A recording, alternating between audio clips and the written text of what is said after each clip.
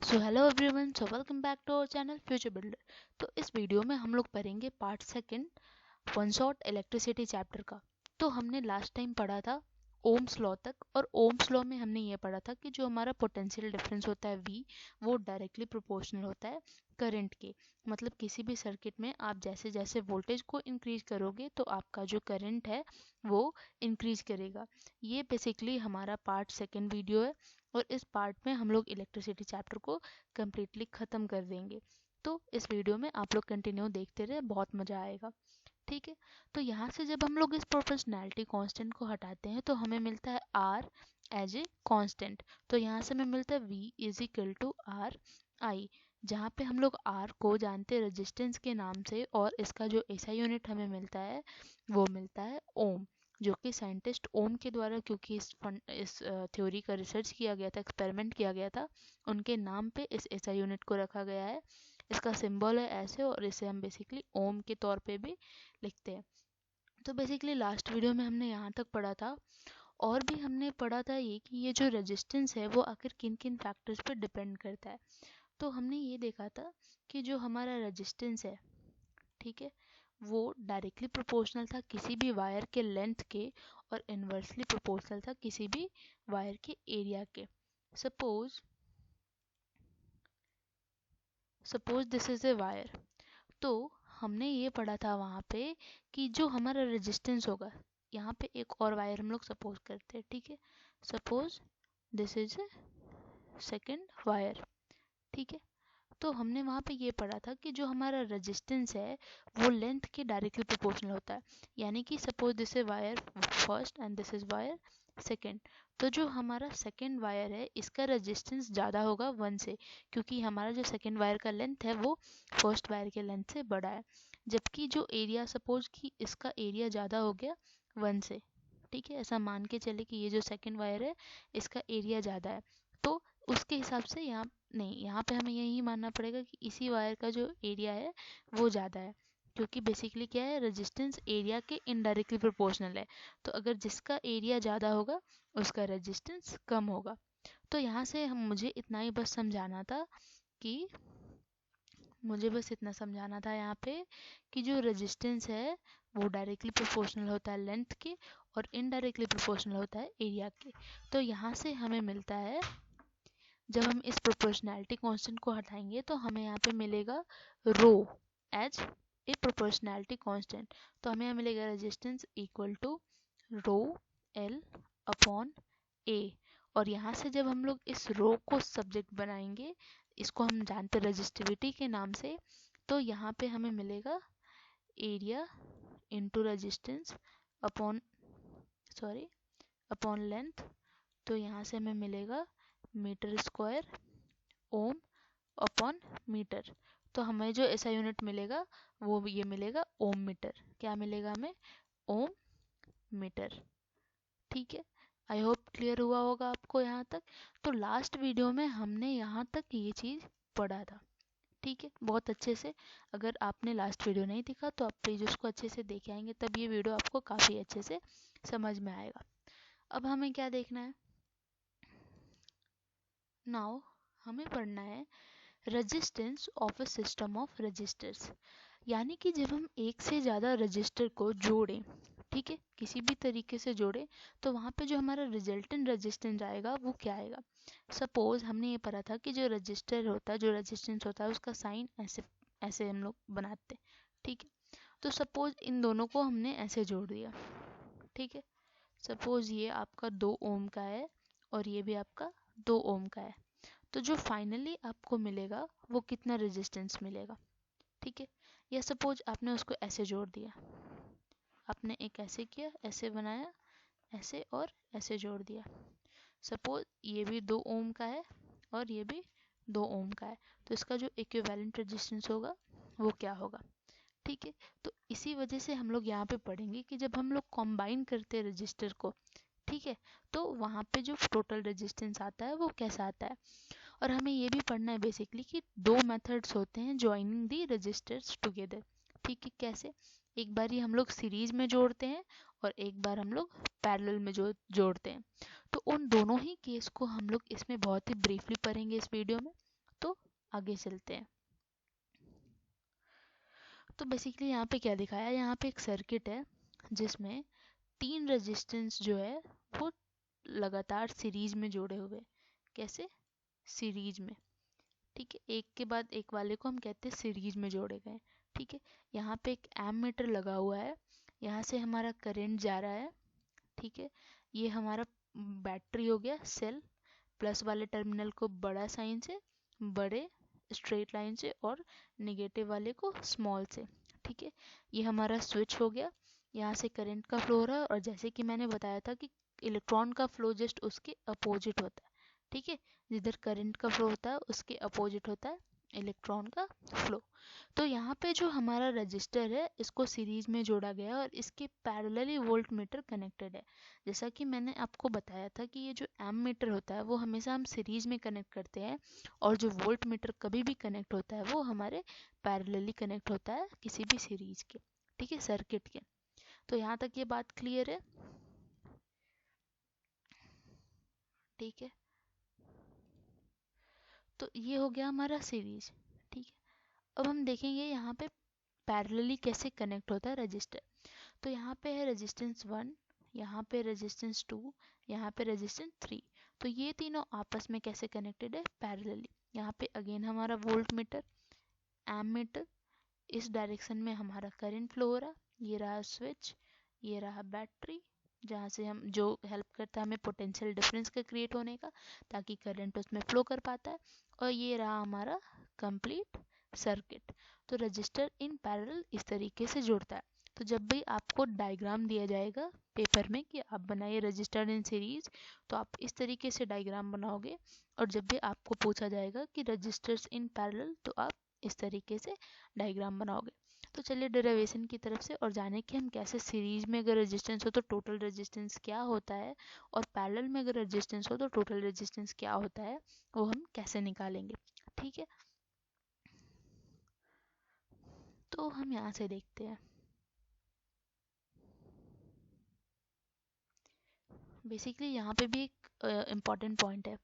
You will observe that the value of the current in the ammeter is same independent of its position in the electric circuit. Means ammeter को आप किधर भी लगाओ series में कहीं पे भी, हमेशा जो करंट का वैल्यू होगा वो सेम होगा। It means that the series combination of register the current is the same. मतलब जब भी हम सीरीज में कनेक्ट करेंगे किसी भी रेजिस्टेंस को, कितने भी नंबर ऑफ रेजिस्टेंस को, n नंबर ऑफ रेजिस्टेंस को, तो जो हमारा हम वहाँ पे पाएंगे कि जो एमीटर में करंट का वैल्यू है वो हमेशा सेम मिल रहा है। ठीक है, ये बात आपको डेरिवेशन में बहुत हेल्प करेगी। इस बात को एकदम अच्छे से याद कर लो कि जब कभी भी रजिस्टर जो होता है वो सीरीज में कनेक्ट होता है, ठीक है, तो उस केस में जो हमारा करंट होता है वो सेम होता है। जैसे कैसे, ये देखिए, वहाँ पे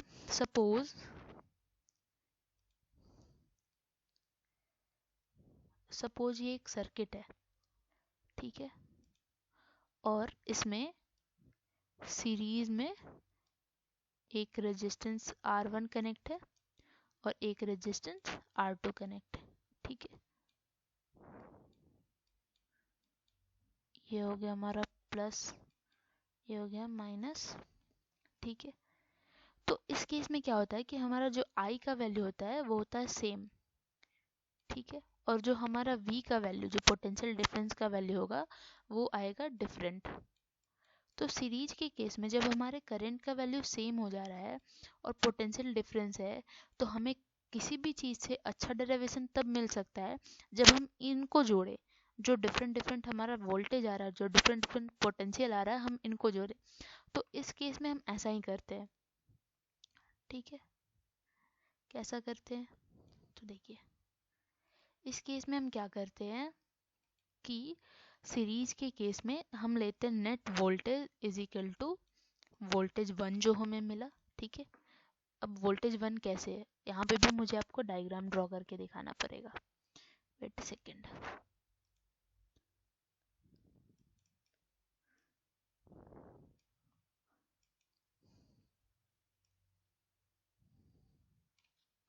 ठीक है, ये हो हमारा एक सर्किट, ये होगा हमारा रेजिस्टेंस 1, ये हो गया रेजिस्टेंस 2, ठीक है, R1 R2। ये हो गया हमारा, यहाँ पे कनेक्ट हो गया एक एमीटर, ठीक है, और इसके पैरेलल कनेक्ट हो गया, कभी भी हम वोल्ट मीटर को पैरेलली कनेक्ट करते हैं, और इसके पैरेलल एक वोल्ट मीटर, ठीक है। तो जो हम, ये हो गया V2, तो जो हमारा नेट वोल्ट आएगा, ठीक है, वो इन सबको जोड़ के आएगा V1 plus V2 plus V3। तो हम इन सबको जोड़ रहे हैं, ठीक है, V1 plus V2 plus V3। और हमें पता है ओम्स लॉ से V is equal to IR, जो वोल्टेज होता है इक्वल टू होता है करंट और रेजिस्टेंस का प्रोडक्ट। वोल्टेज इक्वल टू क्या होता है, करंट और रेजिस्टेंस का प्रोडक्ट फ्रॉम ओम्स लॉ। तो यहाँ से जब हम देखेंगे, तो जब हम V1 लेंगे, ठीक है, जब हम सर्किट में सपोज ये जो हमारा रेजिस्टेंस 1 है और इसके ऊपर जो लगा हुआ है वोल्ट मीटर, ठीक है, तो इसका जब हम मैग्नीट्यूड ले रहे हैं तो हमें मिल रहा है V1 is equal to I into R1, ठीक है। क्यों ऐसे मिल रहा, क्योंकि ओम्स लॉ से हमने पढ़ा V is equal to IR, तो जो हमारा V1 होगा वो I इंटू करेंट तो सेम है throughout the circuit, resistance 1 का प्रोडक्ट होगा, ठीक है। आई होप क्लियर हो रहा है, ठीक। तो यहाँ पे हम देखेंगे V1 is equal to IR1, उसी तरीके से V2 is equal to IR2, V3 is equal to IR3, ठीक है। यहाँ पे क्या होगा, ये इस केस में हम क्या निकालेंगे, ओम्स लॉ को बनाएंगे इस केस में सिर्फ, ठीक है। तो V1 is equal to current is same I into resistance 1, और इस केस में हम देख रहे हैं तो क्या होगा हमारा V2 is equal to I into R2, ठीक है। इसी तरीके से सपोज एक और रहा, ठीक है, यहाँ V3 कनेक्ट कर दिया, तो V3 इज इक्वल टू, यहाँ से क्या हो जाएगा आपका I इंटू R3, ठीक है। अब हम इन सारे केसों को जोड़ेंगे, ठीक है, जो भी हमारे केसेस आए, 3 केसेस, इन तीनों को जोड़ेंगे, ठीक है। तो V इज इक्वल टू, हमने क्या यहाँ से क्या लाया हमने, V is equal to V1 plus V2 plus V3। तो इस केस में हम लोग क्या कर रहे हैं, यहाँ पे जोड़ रहे हैं, ठीक है। तो V की जगह V know V is equal to I into R, तो हमने ये चीज़ लिख दी यहाँ पे। V1 की जगह यहाँ से V know from equation first V1 is equal to IR1, V2 की जगह IR2 और V3 की जगह IR3। यहाँ से जब आप I को कॉमन लोगे तो I और I इधर इधर कैंसिल हो जाएगा, you will get resistance in series is equal to resistance 1 plus resistance 2 plus resistance 3, ठीक है। जब भी कभी भी सीरीज में कनेक्ट होगा तो हम उन सारे के मैग्नीट्यूड को जोड़ देंगे, तो वो हमारा नेट रेजिस्टेंस होगा। जैसे सपोज यहाँ पे क्वेश्चन में दिया हुआ है, let me see, yes it has been given, ठीक है। यहाँ पे है कि हमारे पास एक इलेक्ट्रिक लैंप है जिसका एक 20 ओम का रेजिस्टेंस है, मींस यहाँ पे रेजिस्टेंस की जगह एक लैंप दे दिया है। सपोज इसको मैंने फिगर के तौर पे इस तरीके से बना लिया, जिसका जो मैग्नीट्यूड है वो 20 ओम है, ठीक है। हम यहाँ पे देख सकते हैं कि हमारे पास जो दोनों रेजिस्टेंस है वो सीरीज में कनेक्ट है, ठीक है, और 4 ओम का रेजिस्टेंस कनेक्ट है यहाँ से 6 वोल्ट की बैटरी के साथ। तो आपको कैलकुलेट करना है टोटल रेजिस्टेंस, ठीक है, करंट और पोटेंशियल डिफरेंस। तो देखिए ये बहुत ही सिंपल इजी है, ठीक है। टोटल रेजिस्टेंस कैसे, वी नो, यहाँ पे हमें दिख रहा है कि ये सीरीज में कनेक्ट है, और अभी तुरंत हमने डेरिवेशन से पढ़ा कि जब हमारा सीरीज में कोई भी दो रेजिस्टेंस कनेक्ट होता है तो वहाँ पे हम net resistance is equal to R1 plus R2, मतलब जितना भी रेजिस्टेंस का मैग्नीट्यूड है दोनों को जोड़ देते हैं। तो यहाँ पे इसके हो गए 4 और इसके हो गए 20, तो हमारे पास जो टोटल रेजिस्टेंस मिलेगा वो क्या मिलेगा, 24 ओम का, ठीक है। इसके बाद हम लोग वोल्ट ओम्स लॉ से जानते हैं कि V is equal to IR, और यहाँ पे हमें आर का वैल्यू पता है 24 और वोल्ट भी गिवन है वो है 6। ठीक है, तो 6 is equal to I into 24। इसको इधर नीचे लेके जाएंगे तो हमें वोल्ट मिल जाएगा कितना, सॉरी करंट मिल जाएगा हमें यहाँ से 0.25 एम्पियर। ठीक है, ये बिल्कुल आप इसको सॉल्व करके देखना, एकदम क्लियर आएगा, बिल्कुल सही आएगा। वेट सेकेंड,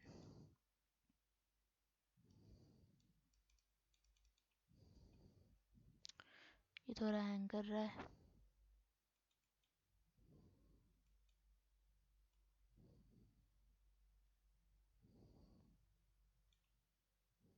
ठीक है, इसके बाद हमारे पास यहाँ पे करंट गिवन है और हमारे पास रेजिस्टेंस गिवन है, और हमें पूछ रहा है यहाँ पे थर्ड नंबर में potential difference across electric lamp. ठीक है, तो हमने V is equal to I R पढ़ा है, रेजिस्टेंस हमें पता है, अक्रॉस सिर्फ लैम्प पूछा तो लैम्प का रेजिस्टेंस सिर्फ हम यहाँ पे 20 ओम लेंगे। ठीक है, यहाँ पे हम लोग सर्किट का रेजिस्टेंस नहीं लेंगे, सिर्फ लैम्प का।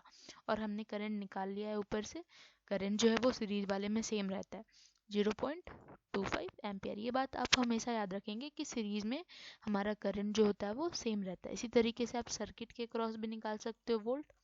ठीक है, और इसी तरीके से यहाँ पे आप रेजिस्टेंस भी निकाल सकते हो अगर आपके पास वोल्ट है और आपके पास अगर करंट की वैल्यू। तो टोटल यहाँ पे आई थिंक ये पूरा क्लियर कॉन्सेप्ट आपको हो रहा है अच्छे से। ठीक है, अब हम बढ़ते हैं रजिस्टर्स इन पैरेलल की तरफ। ठीक है,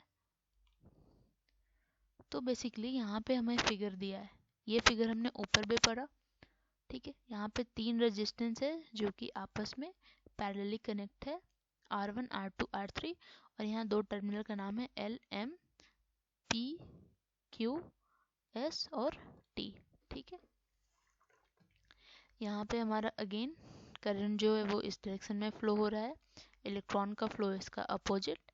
यहाँ पे एमीटर, ये स्विच, ये बैटरी, और यहाँ पे हमारा वोल्ट मीटर पैरेलली कनेक्ट, और यहाँ से यहाँ 2 टर्मिनल X और Y नेम दे दिया है। ठीक है, अब हमारे पास ये होता है कि जब हमने एक्सपेरिमेंट किया तो वहाँ पे ऑब्जर्व हुआ just opposite the case of series. क्या, जो सीरीज था उसमें हमारा आई सेम होता था। ठीक है, हर जगह करंट का वैल्यू आपका सेम मिलेगा, पर जो हमारा पैरेलल रेजिस्टेंस है उसमें करंट का वैल्यू जो होता है वो डिफरेंट होता है।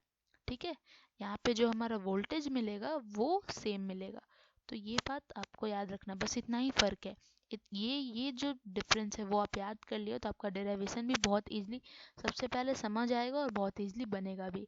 सीरीज के केस में जो करंट होता था वो सेम मिलता था, पर यहाँ पे हमें करंट डिफरेंट मिलता है।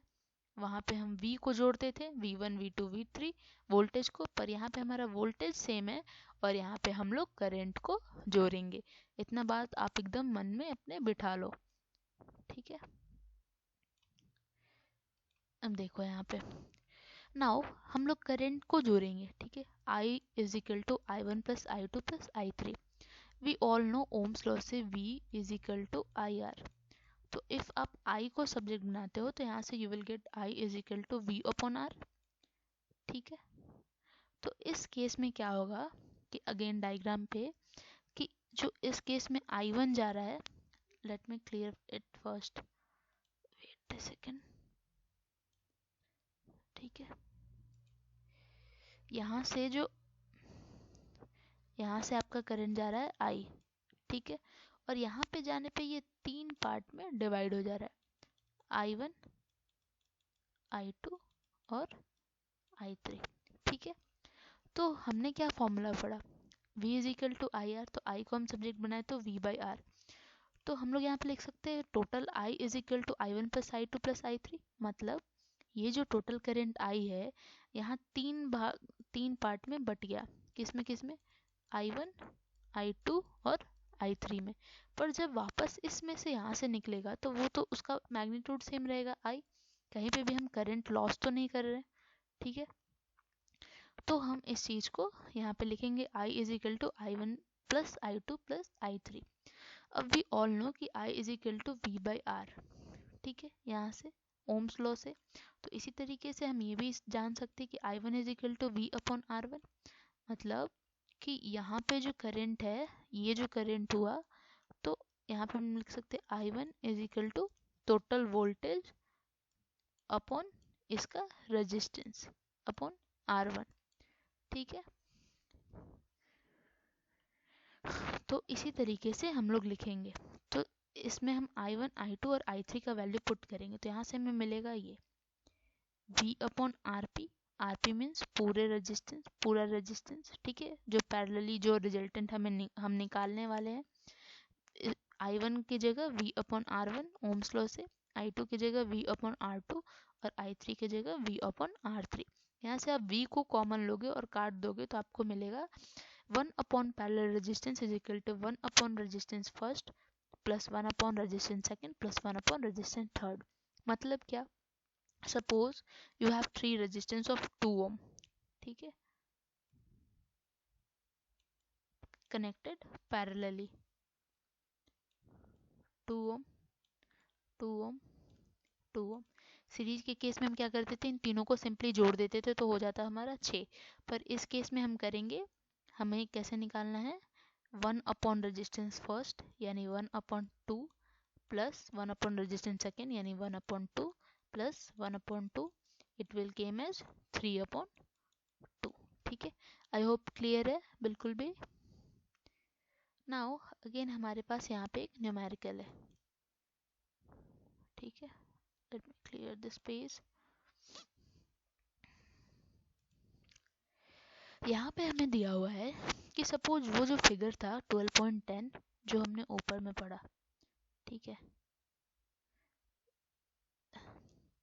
सपोज अगेन यही फिगर, ठीक है, अगेन यही बल्ब और ये सर्किट वाली फिगर, ठीक है, ये बात आप ध्यान में रखना। इसके बाद हमें क्या कह रहा कि सपोज ये जो रजिस्टर्स R1 है, इसी में हम रजिस्टर लगाए R1 R2, वो 12.10 नहीं था क्या डायग्राम। अच्छा, हम यहाँ पे डायग्राम खुद से बना लेते हैं, ठीक है।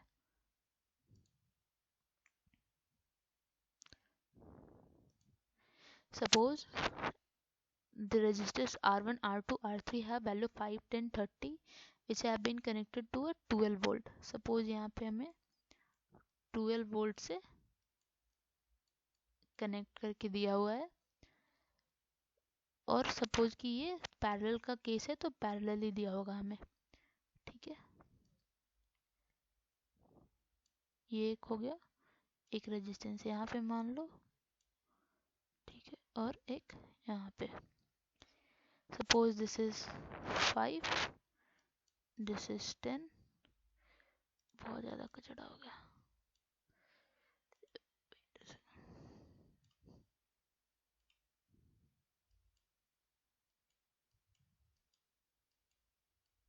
12 volt,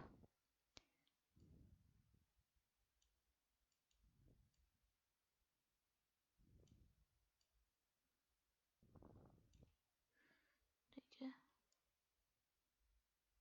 5, this is 10 and this is 30 connected parallelly, ठीक है। इस केस में हमें करंट निकालना है, टोटल करंट निकालना है, करंट थ्रू ईच रजिस्टर निकालना है, और फिर टोटल सर्किट रेजिस्टेंस निकालना है। सबसे पहले हम क्या करेंगे कि current through R1, R2, R3 कर लेते, क्योंकि हमें वोल्ट पता है यहाँ पे, ठीक है। तो we all know V is equal to I R, volt is equal to we have 12, और फर्स्ट रेजिस्टेंस का वैल्यू भी हमें पता है कि 5 ओम है, ठीक है। तो 5 इंटू आई, तो यहाँ से हम आई को सब्जेक्ट बनाएंगे तो ये हो जाएगा 12/5। इस तरीके से करके हम लोग तीनों करंट को निकाल सकते हैं, और नेट करंट हम लोग डायरेक्ट ऐसे भी निकाल सकते हैं, I is equal to I1 plus I2 plus I3, ठीक है।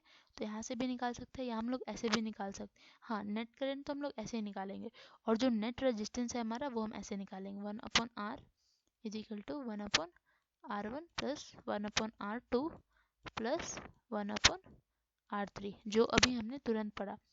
जैसे कि हमारे पास जो वैल्यू है क्या क्या है, वो है 5, 10 और 30।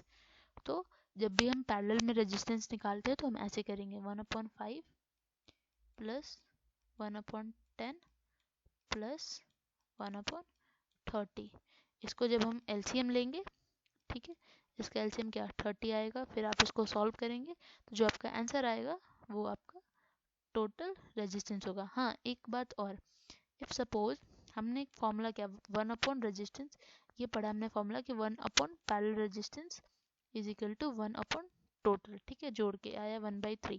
तो जब हम आरपी निकालेंगे तो यहाँ पे हम क्रॉस मल्टीप्लाई करेंगे, ठीक है, तो ये आरपी ऊपर जाएगा और 3 ऊपर जाएगा।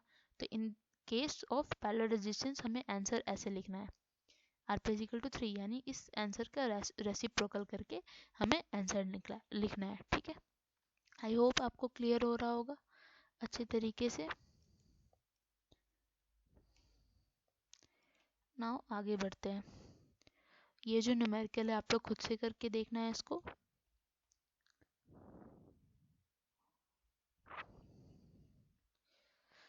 So after completing those all things, ठीक है, हम बढ़ रहे हैं अब हीटिंग इफेक्ट ऑफ करंट की तरफ, ठीक है। वी ऑल नो कि हम जो इलेक्ट्रिकल एनर्जी देते हैं, ठीक है, जो हम सोर्स प्रोवाइड करते हैं, मीन्स जो हम भी बैटरी, ठीक है, प्रोवाइड कर रहे हैं या फिर जो हम सेल प्रोवाइड कर रहे हैं, वो हमें किसी ना किसी तरह की एनर्जी देती है, जिस कारण हम उसके अंदर किसी भी सर्किट के अंदर पोटेंशियल डिफरेंस क्रिएट कर पाते हैं और जिस कारण जो इलेक्ट्रॉन है वो फ्लो हो पाता है और हमें मिलता है क्या, इलेक्ट्रिसिटी। तो बेसिकली हम क्या कर रहे हैं कि ये जो करंट के फ्लो के लिए हम लोग उसके ऊपर एनर्जी वेस्ट कर रहे हैं, ठीक है। तो ये जो एनर्जी है वो कहीं ना कहीं तो जाता होगा, ठीक। तो इसके बारे में जब हम सोचेंगे, जब हम मेनली थिंक करेंगे, जैसे जब हमारे घर में जो पंखा है वो चलते चलते आप जब उसका जो मेन बॉडी है वो टच करोगे तो वो कुछ देर चलने के बाद गर्म हो जाता है। बेसिकली हमारा एलईडी अभी हल्का सा गर्म होता है, पहले के टाइम में जो सीएफएल्स वगैरह आते थे वो कुछ कुछ देर जलने के बाद ही वो काफ़ी ज़्यादा गर्म हो जाते थे कि उन्हें आप नेकेड हैंड से छू तक नहीं सकते हो, ठीक है। तो ये क्या होता है, तो ये वही चीज़ है, जब हम जो सेल से जो एनर्जी प्रोवाइड कर रहे हैं वो हमारा एनर्जी सर्किट में जब वो चीज़ रन करने लगता है तो वो हीट के तौर पर डिसिपेट होती है, ठीक है।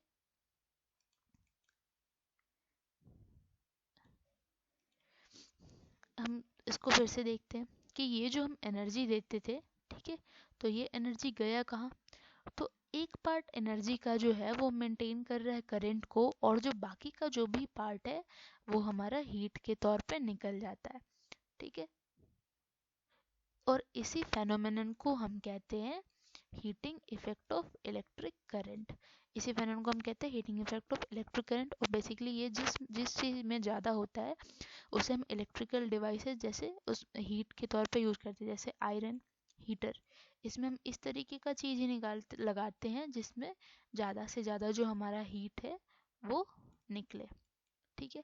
तो ये आपको फंडा क्लियर हुआ कि ये क्या कह रहा है एक्चुअली, कि जो हम सेल से प्रोवाइड करते हैं एनर्जी वो बेसिकली कुछ पार्ट ऑफ एनर्जी जो है वो करंट में जाता है और कुछ पार्ट जो है वो हीट के तौर पे डिसिपेट हो जाता है, मीन हीट के फॉर्म में वो बाहर निकल जाता है।